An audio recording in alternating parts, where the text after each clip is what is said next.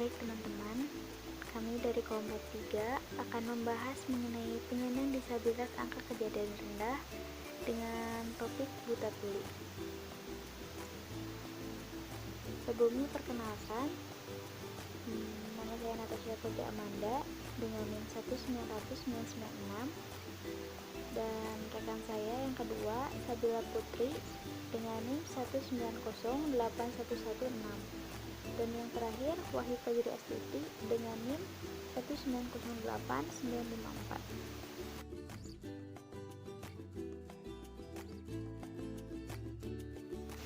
Baik teman-teman, kita langsung ke materi yaitu buta tuli. Menurut Mills tahun 1999 berpendapat bahwa buta tuli atau tunanetra tunarunggu atau deafblind adalah anak yang tidak mempunyai kemampuan untuk mendengar dan melihat, baik total maupun masih mempunyai sisa penglihatan atau pendengaran. Siswa-siswa yang mengalami gangguan pada dua penginderaan atau buta tuli biasanya tak sepenuhnya buta atau tuli. Mereka masih mempunyai kebutuhan luar biasa yang berkaitan dengan navigasi tempat, memahami berbagai peristiwa yang umumnya dianggap sepele oleh kebanyakan guru dan siswa, serta belajar dengan kemampuan untuk melihat dan mendengar yang terbatas.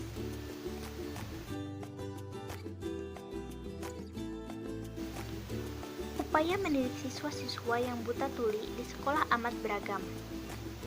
Mereka mungkin akan menghabiskan waktu hampir seharian di kelas terpisah, sebagian hari di ranah pendidikan umum atau hampir seharian penuh di kelas pendidikan umum. Terlepas dari penempatan macam apapun, seorang siswa buta tuli akan membutuhkan dukungan yang ekstensif. Jika kita bertemu dengan siswa seperti itu, maka kita harus segera bertemu dengan tenaga pendidik khusus untuk mempelajari ekspektasi apa yang dapat diterapkan pada siswa ini, peran kita dalam pendidikan siswa itu, sekaligus untuk memperoleh jawaban jika Anda mempunyai pertanyaan. Nah, jika kita sebagai guru menemukan murid dengan ciri-ciri yang nanti akan dijelaskan, nah sebaiknya kita harus langsung bertemu dengan pendidik khusus untuk membicarakan terkait siswa itu agar dapat segera ditangani dan mendapatkan akomodasi yang sesuai dengan apa yang dibutuhkan oleh anak tersebut.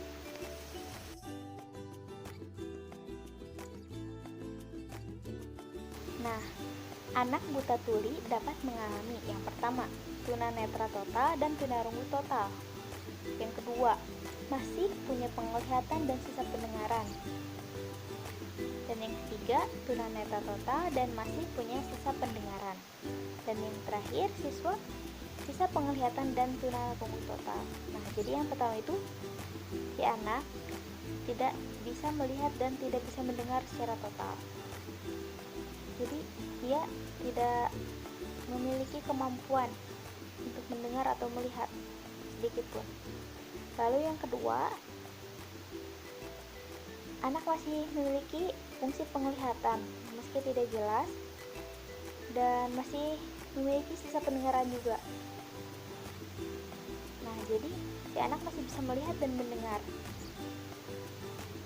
Dan yang ketiga, si anak tidak bisa melihat, namun dia masih bisa mendengar. Nah, jadi dia bisa melihat, tidak bisa melihat, namun masih memiliki sisa pendengaran. Jadi ia masih dapat menggunakan sisa pendengarannya dengan alat bantu yang ia miliki. Dan yang terakhir, ia memiliki sisa penglihatan atau ia masih bisa melihat dengan terbatas, namun tidak bisa mendengar secara total. Jadi ia hanya mengandalkan satu penglihatannya saja dan dengan alat bantuan. Namun ia tidak memiliki sisa pendengaran. Lalu ada klasifikasi deafblind. Yang pertama, orang-orang yang memiliki kekurangan pada penglihatan dan pendengaran sejak lahir yang bisa disebabkan oleh virus rubella selama kehamilan. Jadi si anak memiliki kekurangan sejak lahir yang disebabkan oleh virus rubella selama kehamilan sang ibu. Yang kedua, ada orang yang terlahir memiliki kekurangan dalam pendengaran, kemudian memiliki kekurangan dalam penglihatan. Nah, jadi si orang ini sudah memiliki kekurangan dalam pendengarannya, namun setelah itu ia juga memiliki kekurangan dalam penglihatannya. Dan yang terakhir ada orang yang terlahir memiliki kekurangan dalam penglihatan, kemudian memiliki kekurangan dalam pendengaran. Nah, sama seperti yang kedua. Jadi yang ketiga ini, anak atau orang ini mengalami kekurangan sejak lahir dan kemudian setelah ia tumbuh ia memiliki kekurangan dalam pendengarannya. Baik, dicukupkan sekian dari saya dan akan diteruskan oleh rekan saya. Baik, di sini saya akan menjelaskan karakteristik penyandang disabilitas buta dan tuli. Yang pertama, memiliki persepsi yang menyimpang terhadap dunia. Yang kedua, terlihat seperti menarik diri dan terisolasi. Lalu lemah dalam berkomunikasi secara bermakna dengan lingkungan sekitarnya. Kurangnya rasa ingin tahu dan beberapa motivasi dasar. Memiliki masalah kesehatan yang mengarahkan mereka pada keterlambatan perkembangan yang serius. Menolak ketika disentuh, memiliki kesulitan dalam membangun dan menjalin hubungan interpersonal dengan orang lain. Lelah dalam melakukan antisipasi terhadap hal-hal yang akan terjadi sebagai akibat dari apa yang dilakukannya. Pola makan yang sulit dan pola tidur yang tidak biasa. Tampak frustasi, memiliki masalah kedisiplinan dan terlambat dalam perkembangan sosial emosional serta kognitif sebagai hasil dari kesulitan berkomunikasi. Dan yang terakhir, mengembangkan gaya belajar yang unik.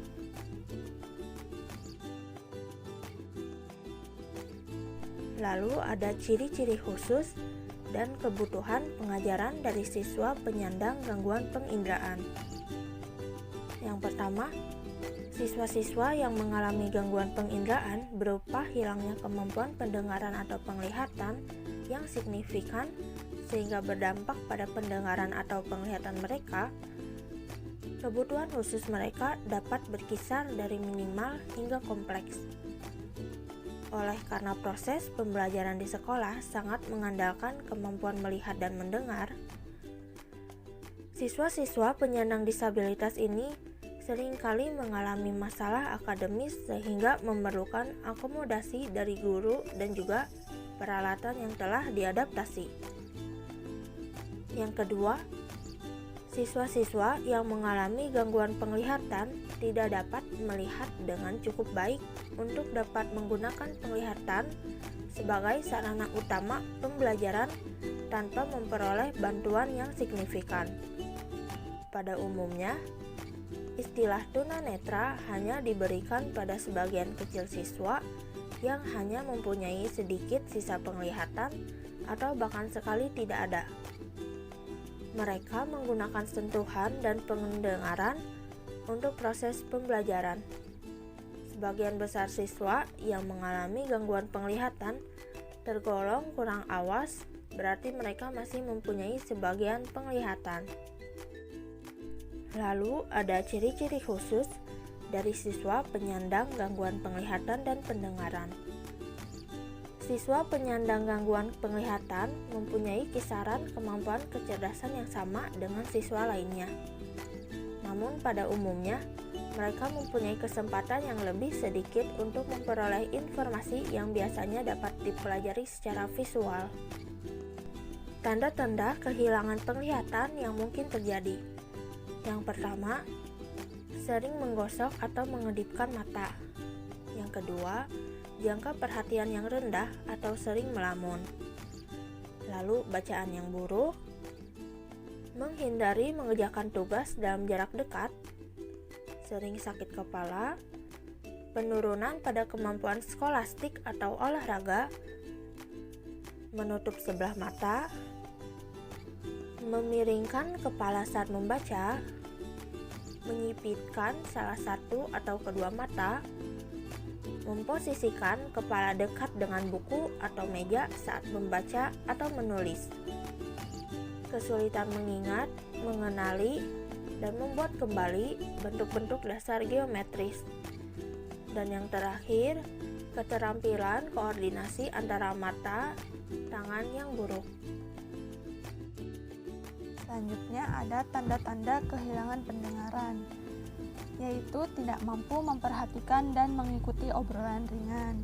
Nah, jadi ketika sedang berinteraksi dengan orang lain, kurang mampu untuk mengikuti interaksi tersebut, meskipun hanya obrolan ringan atau percakapan sehari-hari. Selanjutnya, memberikan jawaban yang salah, tidak sesuai, atau ganjil pada pertanyaan yang sederhana. Nah, karena anak dengan kehilangan pendengaran kurang mampu dalam memperhatikan, sehingga ketika ditanya akan memberikan jawaban yang salah. Nah, kadang-kadang juga jawaban yang diberikannya itu kurang tepat dengan pertanyaannya. Menunjukkan kemampuan berfungsi di bawah potensi kecerdasannya. Karena pendengarannya kurang berfungsi dengan baik, sehingga hal tersebut berimbas pada potensi kecerdasan seseorang. Selanjutnya, sering mengalami infeksi telinga dan kerap berulang, mengeluhkan bunyi denging telinga, kepala rasanya berisik atau pusing, mengeluhkan adanya rasa sakit atau kotoran di telinga, menarik diri dari interaksi dengan teman-teman sebaya, merasa frustasi atau masalah perilaku lainnya yang sulit dijelaskan, memposisikan kepala dekat dengan buku atau meja saat membaca atau menulis. Selanjutnya, memandangi orang yang berbicara dengan lekat untuk mendengarkan. Nah, karena pendengarannya ini kurang berfungsi dengan baik, untuk meminimalisirnya, seseorang akan memperhatikan orang yang berbicara dengan melihat gerak bibirnya, sehingga orang dengan gangguan pendengaran tersebut mampu menyimak pembicaraan. Selanjutnya, tidak dapat mendengar orang yang berbicara dari belakang, karena orang dengan gangguan pendengaran ini akan lebih memahami pembicaraan orang lain ketika berhadapan. Seperti yang sudah dijelaskan tadi, orang dengan gangguan pendengaran ini akan lebih memahami ketika memperhatikan gerak bibir lawan bicara. Selanjutnya, menaikkan kenyaringan suara televisi atau saat menggunakan komputer. Dan yang terakhir, kesulitan mendengar saat menggunakan telepon. Adapun pengajaran bagi siswa penyandang gangguan penglihatan. Orientasi dan mobilitas salah satu ranah kebutuhan penting, yaitu kemampuan untuk merasakan posisi diri dari letak benda dan orang lain. Nah, salah satunya menata ruang kelas secara cermat dan memastikan adanya ruang yang cukup bagi semua siswa untuk berpindah-pindah. Terutama pengajaran untuk anak dengan gangguan penglihatan itu memposisikan anak tersebut ditempatkan di posisi yang paling depan untuk membantu penglihatannya. Yang kedua, mengubah cara belajar agar dapat mengakomodasi siswa penyandang gangguan penglihatan. Yang ketiga, memberikan kesempatan untuk memegang papan peragaan atau memberikan akomodasi, memberikan arahan yang spesifik, dan yang terakhir, memberikan waktu tambahan bagi siswa penyandang gangguan penglihatan. Selanjutnya ada perangkat pembelajaran bagi siswa yang mengalami gangguan penglihatan, yaitu ada lensa pembesar, lampu yang terang untuk membaca, komputer atau perangkat pembuat ucapan atau pembesar teks. Adapun huruf Braille. Braille Guide 1, alat komunikasi yang dirancang dapat mengakomodasi komunikasi antara penyandang buta tuli. Nah, selanjutnya ada pengajaran bagi siswa penyandang gangguan pendengaran. Mereka yang tunarunggu atau kurang dengar, yaitu para siswa yang tidak dapat mendengar dengan cukup baik, untuk dapat menggunakan pendengaran sebagai sarana utama belajar. Lalu, bentuk dukungan pembelajaran yang dapat dilakukan untuk anak gangguan pendengaran. Yang pertama, dengan mengajar siswa dengan memperhatikan gerak bibir, mulut, dan ekspresi seseorang. Nah, di sini guru dalam mengajar itu dapat lebih diperjelas atau ditekankan dalam gerak bibir dengan sedikit memperlambat suara. Selanjutnya menunjuk salah satu rekannya untuk membantu. Perangkat pengeras suara seperti alat bantu dengar, sistem FB yang terdiri dari satu buah mikrofon yang digunakan oleh guru dan satu lagi oleh siswa. Selanjutnya ada Braille Gate 1, alat komunikasi yang dirancang dapat mengakomodasi komunikasi antara penyandang buta tuli. Nah, sekian materi dari kelompok 3 mengenai penyandang disabilitas angka kejadian rendah buta tuli. Terima kasih atas perhatiannya dan semoga bermanfaat. Wassalamualaikum warahmatullahi wabarakatuh.